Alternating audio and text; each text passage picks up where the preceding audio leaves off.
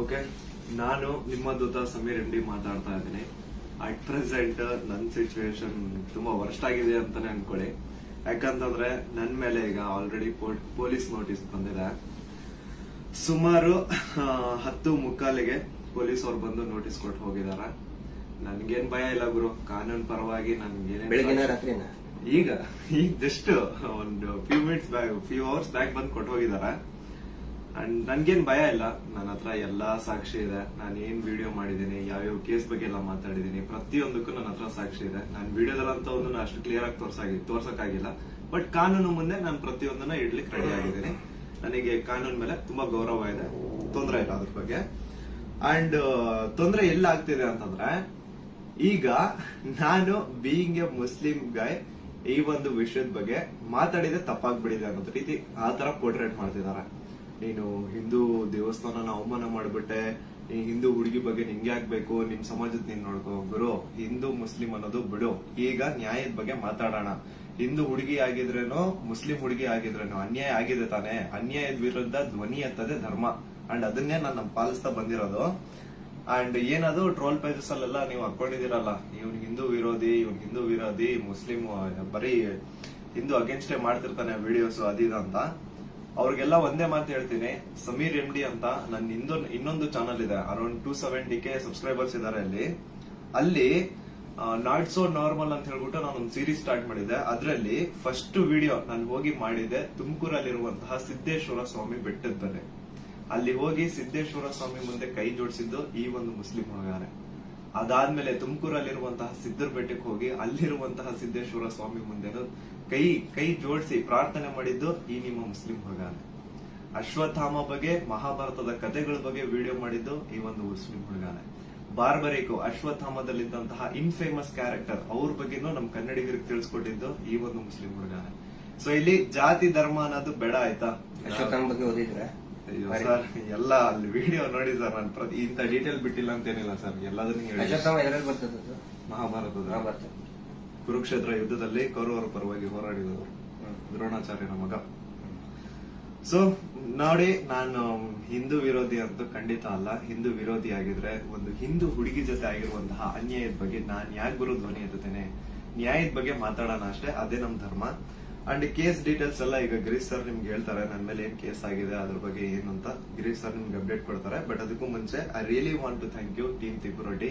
ಯಾಕಂತಂದ್ರೆ ನಾನು at one point ನಾನು ಕಂಪ್ಲೀಟ್ ಬ್ರೇಕ್ ಆಗ್ಬಿಟ್ಟಿದ್ದೆ. ಲೈಕ್ ಏನ್ ಗುರು, ನನ್ ತಪ್ಪು ಮಾಡ್ಬಿಟ್ಟು ನನ್ ನಿಜ ಕಣ್ಣೀರ್ ಬರೋದೊಂದು ಬಾಕಿ ಇತ್ತು. ಅಂತ ಟೈಮಲ್ಲಿ ತಿಮ್ಮರೊಡ್ಡಿ ಆಗಿರ್ಲಿ ಅಥವಾ ಸೌಜನ್ಯ ಪರ ಹೋರಾಟಗಾರರು, ಸೌಜನ್ಯ ಶಕ್ತಿ, ಇವರೆಲ್ಲರೂ ನನಗೆ ಸಪೋರ್ಟ್ ಕೊಟ್ಟು ಇವಾಗ ತುಂಬಾ ಧೈರ್ಯ ಕೊಟ್ಟಿದ್ದಾರೆ. ಇದ್ರ ಬಗ್ಗೆ ಧ್ವನಿ ಎತ್ತಲಿಕ್ಕೆ ನಂಗೆ ತುಂಬಾ ಸಪೋರ್ಟ್ ಮಾಡಿದ್ದಾರೆ. ಸೊ ಇವರೆಲ್ರಿಗೂ ನಾನು ಚಿರಋಣಿ ಆಗಿರ್ತೇನೆ.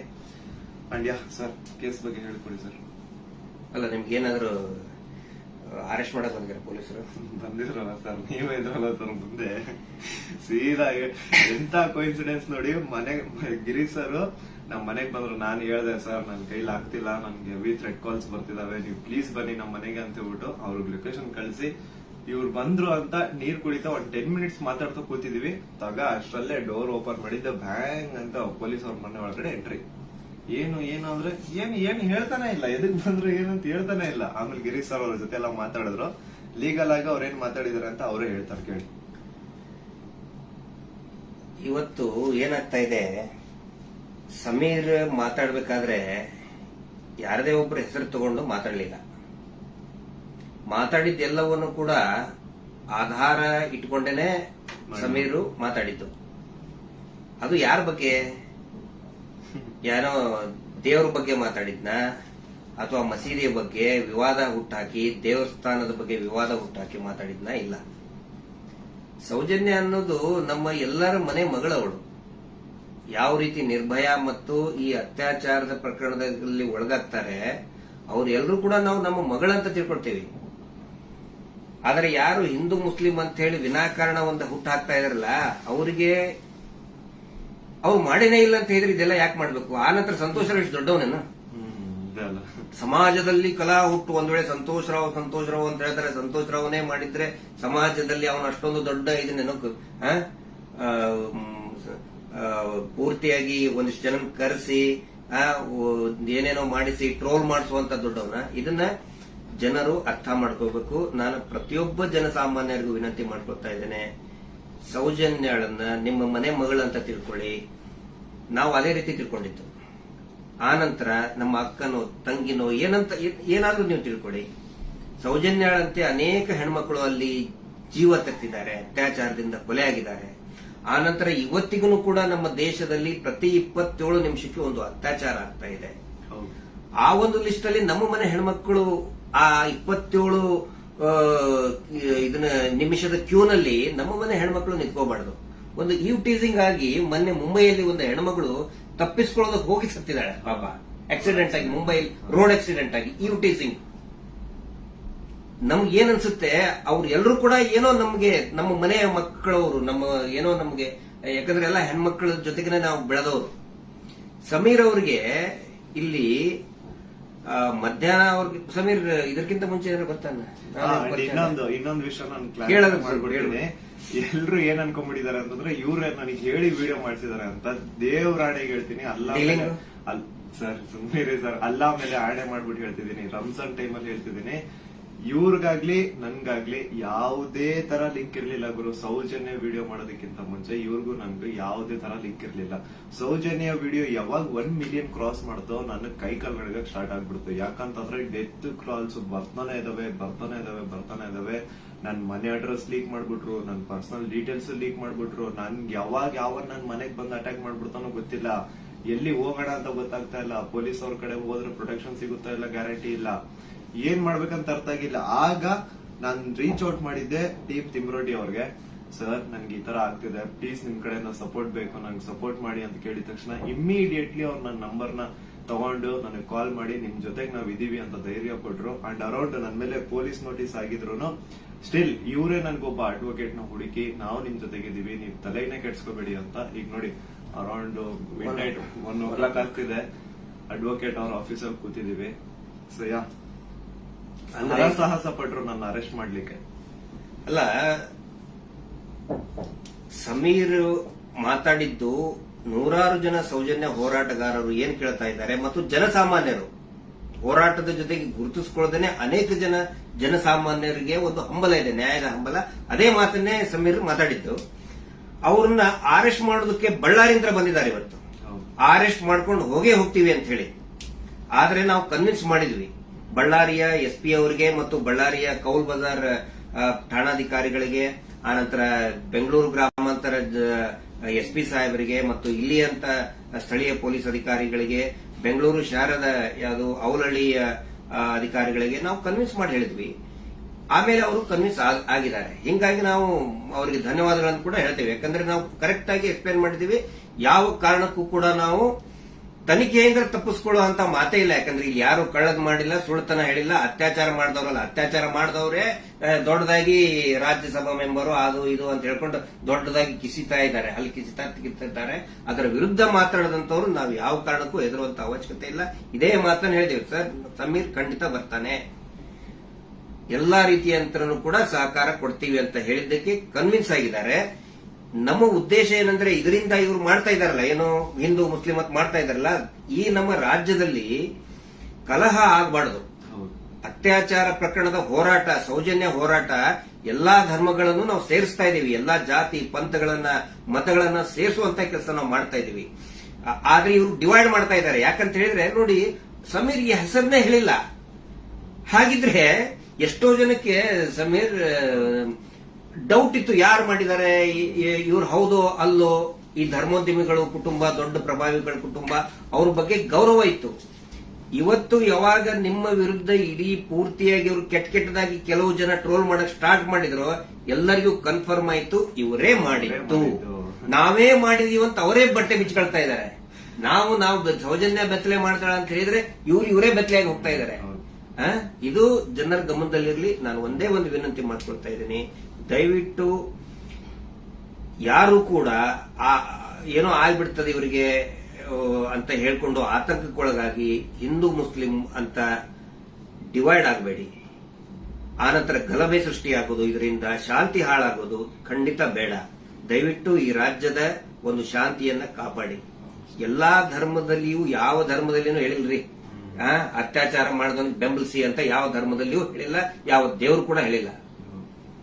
ಆನಂತರ ಇವರು ದೇವಸ್ಥಾನದ ಬಗ್ಗೆ ಮಾತಾಡಿದ್ದು ದಟ್ ಇಸ್ ದ ಫ್ಯಾಕ್ಟ್. ಅದು ದೇವಸ್ಥಾನದ್ದು ಜೈನ್ ಟೆಂಪಲ್ ಬಗ್ಗೆ ಅಂತ ಏನ್ ಹೇಳ್ತಾರಲ್ಲ, ದಟ್ ಇಸ್ ದ ಫ್ಯಾಕ್ಟ್. ಅದನ್ನ ಸಮೀರ್ ಹೇಳ್ತಾ ಇಲ್ಲ, ಅಥವಾ ನಾವು ಹೇಳ್ತಾ ಇಲ್ಲ, ಮಹೇಶ್ ಶೆಟ್ಟಿ ತಿಮ್ಮರುಡಿ ಅವರು ಬರೆದುಕೊಟ್ಟಿದ್ದು ಹೇಳ್ತಾ ಇಲ್ಲ.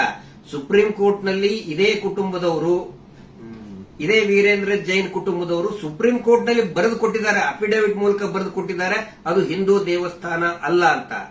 ಅದಕ್ಕೂ ಕೂಡ ಯಾರ್ದು ಇದನ್ನಲ್ಲ. ಆದ್ರೆ ಇವರು ಯಾವಾಗ ಅತ್ಯಾಚಾರ ಪ್ರಕರಣಗಳನ್ನ ನಾವು ಪ್ರಶ್ನೆ ಮಾಡಕ್ ಪ್ರಾರಂಭ ಮಾಡಿದೀವಿ, ಅವಾಗ ಹಿಂದೂ ದೇವಸ್ಥಾನಕ್ಕೆ ಅಪಮಾನ ಮಾಡ್ತಾ ಇದಾರಲ್ಲ, ಅದು ನಮ್ಗೆ ಬೇಜಾರಾಗೋದು,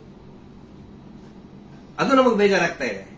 ಆ ಒಂದು ಮಂಜುನಾಥ ಸ್ವಾಮಿಯ ದೇವಸ್ಥಾನವನ್ನೇ ಪೂರ್ತಿ ಇದು ದೇವಸ್ಥಾನನೇ ಅಲ್ಲ ಅಂತ ಸುಪ್ರೀಂ ಕೋರ್ಟ್ ನಲ್ಲಿ ಬರೆದಿದ್ದಾರೆ. ಅದಕ್ಕೆ ಸಮೀರ್ ನೀವು ತಲೆ ಕೆಡಿಸ್ಕೋಬೇಡಿ. ಏನೇನು ನೀವು ಮಾತಾಡಿದಿರಿ ಪ್ರತಿಯೊಂದಕ್ಕೂ ಕೂಡ ದಾಖಲೆ ಇದೆ. ಯಾವುದು ಕೂಡ ಊಹಾಪೋಹ ಮಾಡ್ಕೊಂಡಂತದ್ದಲ್ಲ. ನನಗೂ ಕೂಡ ಸಮೀರ್ ಯಾವ ರೀತಿ ನನ್ನ ಮಹೇಶ್ ಶೆಟ್ಟಿ ತಿಮ್ಮರುಡಿ ಅವರಿಗೆ ಸೌಜನ್ಯ ಪರಿಚಯ ಮಾಡಿದ್ಲು, ಯಾವ ರೀತಿ ಸೌಜನ್ಯ ಕುಟುಂಬಕ್ಕೆ ಪರಿಚಯ ಮಾಡಿದ್ಲು, ಈ ಒಂದು ಹೋರಾಟ ನಮ್ಮೆಲ್ಲರನ್ನು ಕೂಡ ಒಗ್ಗೂಡಿಸ್ತಾ ಇದೆ. ಎಲ್ಲಾ ಧರ್ಮಗಳನ್ನು ಕೂಡ ಒಂದು ಮಾಡ್ತಾ ಇದೆ, ಎಲ್ಲಾ ಧರ್ಮದ ಜನಸಾಮಾನ್ಯರನ್ನ ಒಂದು ಮಾಡ್ತಾ ಇದೆ. ಬಹಳ ಖುಷಿಯಾಗಿದ್ದು ನನಗೆ. ಇಡೀ ರಾಜ್ಯದ ಜನ ಬಹುಶಃ ಈ ಒಂದು ಏನಂತಾರೆ ಅದಕ್ಕೆ ಸುನಾಮಿ ರೀತಿ ಒಳಗಡೆ. And especially very thanks to all troll pages. ನಮ್ಮನ್ನ ಕೆಟ್ಟದಾಗ ಟ್ರೋಲ್ ಮಾಡೋರು ಒಂದು 5% ಇರ್ಬೋದಷ್ಟೇ, ಆದ್ರೆ 95% ಎಲ್ಲಾ ಇನ್ಸ್ಟಾಗ್ರಾಮ್ ಅಲ್ಲಿ ಇರುವಂತಹ ಟ್ರೋಲ್ ಪೇಜಸ್ ನಮ್ ಸಪೋರ್ಟ್ ಇದ್ದಾರೆ. ಅವರಿಂದನೇ ಈ ಒಂದು ಕೇಸ್ ಇಷ್ಟೊಂದು ಮುಂದೆ ಜನರ ಮುಂದೆ ಬರ್ತಾ ಇರೋದು. So hats off to you ಎಲ್ಲಾ ಟ್ರೋಲ್ ಪೇಜಸ್ ಅವ್ರಿಗೂ ನನ್ನ ಕಡೆಯಿಂದ ಒಂದು ದೊಡ್ಡ ನಮಸ್ಕಾರ ಅನ್ಕೊಂಬಿಡಿ. ನಿಮ್ಮಿಂದಾನೇ ಈ ಒಂದು ಕೇಸ್ಗೆ ಇಷ್ಟೊಂದು ಪಬ್ಲಿಕ್ ಅಟೆನ್ಷನ್ ಸಿಕ್ಕಿರೋದು. Thank you so much. And ಎಲ್ಲಾ ಕನ್ನಡ ಈ ಕಮ್ಯುನಿಟಿನ ಯೂಟ್ಯೂಬರ್ಸ್ ಯಾರೆಲ್ಲ ಇದ್ರ ಬಗ್ಗೆ ವಿಡಿಯೋಸ್ ಮಾಡಿದ್ರೆ, ಯಾರೆಲ್ಲ ನನ್ನ ಪರವಾಗಿ ವಿಡಿಯೋಸ್ ಮಾಡಿದ್ರೆ, ನಾನು ಎಲ್ಲರೂ ವಿಡಿಯೋಸ್ ನ ನೋಡಿದ್ದೀನಿ. ತುಂಬಾ ಖುಷಿ ಆಯ್ತು. ಎಲ್ಲರೂ ಇದೇ ತರ ಸಪೋರ್ಟ್ ಮಾಡಿ ಅಂಡ್ ಎಲ್ರು ನಮ್ ಜೊತೆಗಿರಿ. ಆಮೇಲೆ ಬೇರೆ ಬೇರೆ ದೇಶದಿಂದ ಸಪೋರ್ಟ್ ಆಸ್ಟ್ರೇಲಿಯಾದಿಂದ ಮಾಡಿದ್ದಾರೆ, ಇಸ್ರೇಲ್ ಇಂದ, ಬಹರೇನ್ ಇಂದ, ಕೆನಡಾ ಇಂದ, ಸಿಂಗಾಪುರ್ ಇಂದ, ಎಲ್ಲಾ ಬೇರೆ ಬೇರೆ ದೇಶದಲ್ಲಿ ಇರುವಂತಹ ಕನ್ನಡಿಗರು ಇವತ್ತು ಏನೋ ಒಂದು ಶಕ್ತಿ ತುಂಬುವಂತ ಕೆಲಸ ಮಾಡ್ತಾ ಇದ್ದಾರೆ. ನಾವು ನಿಮ್ಮ ಜೊತೆಗಿದ್ದೇವೆ ಅಂತ ಹೇಳ್ತಾ ಇದ್ದಾರೆ. ಅಂದ್ರೆ ಅವ್ರೇನು ಬೇರೆ ಬೇರೆ ಕಂಟ್ರಿಯಿಂದ ನನಗೆ ಫಂಡ್ಸ್ ಕೊಡೋದು ಅಂತದಲ್ಲ ಸ್ವಾಮಿ. ಅವ್ರ ಮಾತಲ್ಲಿ ನನಗೆ ಧೈರ್ಯ ಕೊಟ್ಟಿರೋದು ನಿಮ್ ಜೊತೆ ನಾವಿದೀವಿ, ನೀವ್ ಮಾತಾಡಿ ಅಂತ. ಡೀಲಿಂಗ್ ಏನಾರ ಆಯ್ತಲ್ಲ ನಮ್ದು ನಿಮ್ದು ಡೀಲಿಂಗ್ ಅಂತ ಹೇಳ್ತಾ ಇದ್ದಾರೆ. ಅಲ್ಲ, ಅವರೇ ದುಡ್ಡು ಹಿಡ್ಕೊಂಡು ಅಡ್ಡಾಡ್ತಾ ಇದ್ದಾರೆ ನಮ್ಮಿಂದ. ಮಹೇಶ್ ಶೆಟ್ಟರ್ ಹಿಂದೆ 12 ವರ್ಷದಿಂದ ದುಡ್ಡು ಹಿಡ್ಕೊಂಡು ಅಡ್ಡಾಡ್ತಾ ಇದ್ದಾರೆ. ಕೇರ್ ಮಾಡ್ತಾ ಇಲ್ಲ. ನನ್ನ ಹಿಂದೆ 1.5 ವರ್ಷ ಆಯ್ತು ಅದನ್ನ ಮಾಡ್ತೇವೆ ಇದನ್ನ ಮಾಡ್ತೇವೆ ಅಂತ ಹೇಳ್ಕೊಂಡು ಯಾರು ಕೇರ್ ಮಾಡಿಲ್ಲ. ದಯವಿಟ್ಟು ನೋಡಿ, ನನ್ನನ್ನ ಏನಾದ್ರು ಪೊಲೀಸ್ ಅವ್ರು ಅರೆಸ್ಟ್ ಮಾಡ್ಕೊಂಡು ಹೋಗಿದ್ರೆ ಲಾಯರಿಗೆ ಕೊಡೋ ಫೀಸ್ ಕೊಡೋಕ್ ದುಡ್ಡು ಸಹ ನಮ್ಮ ಹತ್ರ ಇಲ್ಲಪ್ಪ. ಯಾರೇ ಸೌಜನ್ಯ ಪರವಾಗಿ ಮಾತಾಡ್ತಾರೆ ಅವ್ರಿಗೆ ಏನೇ ಆದ್ರೂ ಕೂಡ ಅದು ನಮ್ಮ ಜವಾಬ್ದಾರಿ. ಮಹೇಶ್ ಶೆಟ್ಟಿ ತಿಮ್ಮರುಡಿ ಅವರು ಇವತ್ತಿಗೂ ಬಹುಶಃ ಇನ್ನೂ ಅವ್ರು ಮಲಗಿರ್ಲಿಕ್ಕಿಲ್ಲ. ನಾವು ಮೊನ್ನೆ ಎಲ್ಲರನ್ನೂ ಮಲಗಿಸೇ ಮಲಗೋದವರು. ನಮ್ಮ ಜವಾಬ್ದಾರಿ. ಆನಂತರ ನಮ್ಮೆಲ್ಲರನ್ನು ಕೂಡ ಆ ದೇವಿ ಸೌಜನ್ಯ ಶಕ್ತಿ ಅನ್ನೋದು ಕಾಯ್ತಾ ಇದೆ. ಆ ಒಂದು ಆಲ್ ಮೈಟಿ ಒಂದು ದೇವರು ಏನಿದ್ದಾನೆ ನಮ್ಮೆಲ್ಲರನ್ನು ಕೂಡ ಕಾಯ್ತಾ ಇದ್ದಾನೆ. ಆ ದೇವರೇ ನಮ್ಮೆಲ್ಲರನ್ನು ಕೂಡ ಒಂದ್ ಮಾಡ್ತಾ ಇದ್ದಾನೆ. ಇದು ಜನಸಾಮಾನ್ಯನ ಹೋರಾಟ. It is a fight of a common man. ಯಾವಾಗ ನಾವು ಜನಸಾಮಾನ್ಯರು ಒಂದಾಗ್ತೀವಿ ರಿಸಲ್ಟ್ ಬಂದೇ ಬರ್ತದೆ. ಪ್ರತಿಯೊಬ್ರು ಹೇಳ್ತಾ ಇದ್ದಾರೆ ನನಗೆ, ಪ್ರತಿಯೊಬ್ರು ಸರ್ ರಿಸಲ್ಟ್ ಬಂದೇ ಬರ್ತದೆ, ಇದು ಅಂತ್ಯ ಆಗ್ತಾ ಇದೆ ಅಂತೇಳಿ ಪ್ರತಿಯೊಬ್ರು ಹೇಳ್ತಾ ಇದ್ದಾರೆ. ಮಂಜುನಾಥ ಸ್ವಾಮಿನ ಕಣ್ ಬಿಟ್ಟಿದ್ದಾರೆ. ರಿಯಲ್ ಆರೋಪಿ ಯಾರು ಅಂತ ಅವರು ಹೊರ ಹಾಕ್ತಾರೆ. ಅವರೇ ಎಲ್ಲ ತಂದು ಇಡ್ತಾರೆ ಮುಂದೆ. ಸ್ವಲ್ಪ ತಾಳ್ಮೆ ಇರ್ಬೇಕಷ್ಟೇ.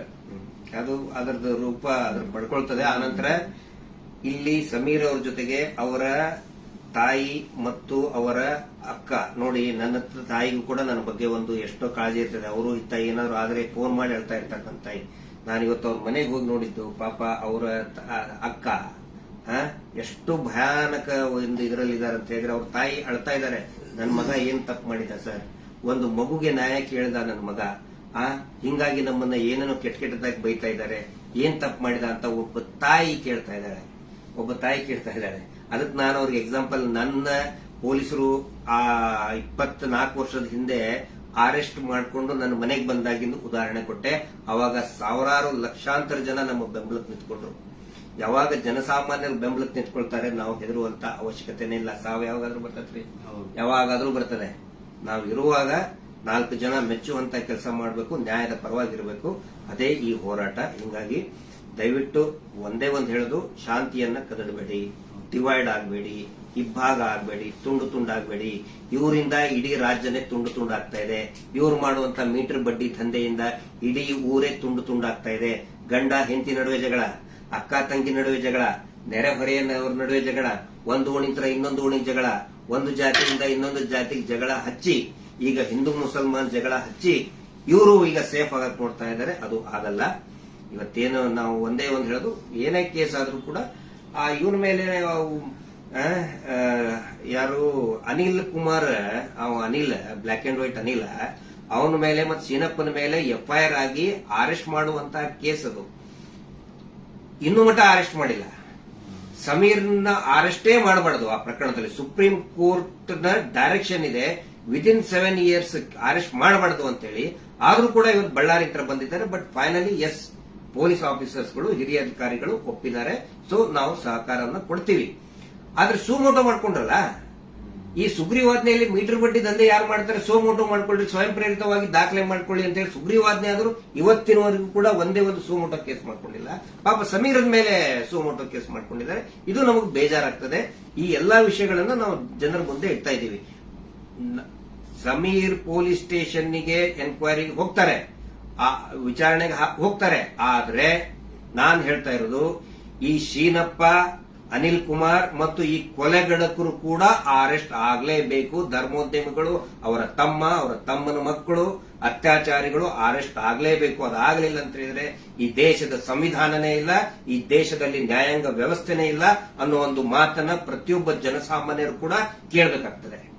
ದಯವಿಟ್ಟು ಕೊನೆಯದಾಗಿ ರಾತ್ರಿ ಎಷ್ಟು 1:10 ಆಯಿತು. ಇದನ್ನ ಟ್ರಾನ್ಸ್ಪರೆಂಟ್ ಆಗಿ ನಾವು ಜನರ ಮುಂದೆ ನಾವು ಇಡಬೇಕಾಗುತ್ತೆ. ಸಮೀರ್ ಅವರಿಗೆ, ಸಮೀರ್ ಅವರ ತಾಯಿಗೆ, ಅವರ ಕುಟುಂಬದವರಿಗೆ, ಅವರ ಅಕ್ಕನಿಗೆ ಮತ್ತು ಇಡೀ ಅವರ ಎಂಟೈರ್ ಫ್ಯಾಮಿಲಿಗೆ ತಮ್ಮೆಲ್ಲರ ಒಂದು ಸಹಕಾರ ಇರಲಿ. ಸೌಜನ್ಯ ಹೋರಾಟಕ್ಕೂ ಕೂಡ ಇದೇ ರೀತಿಯಾದಂತಹ ತಮ್ಮ ಜನಸಾಮಾನ್ಯರ ಒಂದು ಬೆಂಬಲ ಇರಲಿ ಅಂತ ಹೇಳಿ ಇವತ್ತಿನ ಲೈವ್ ಅನ್ನ ಮುಕ್ತಾಯ ಮಾಡ್ತಾ ಇದ್ದೀವಿ. Justice for Soujanya.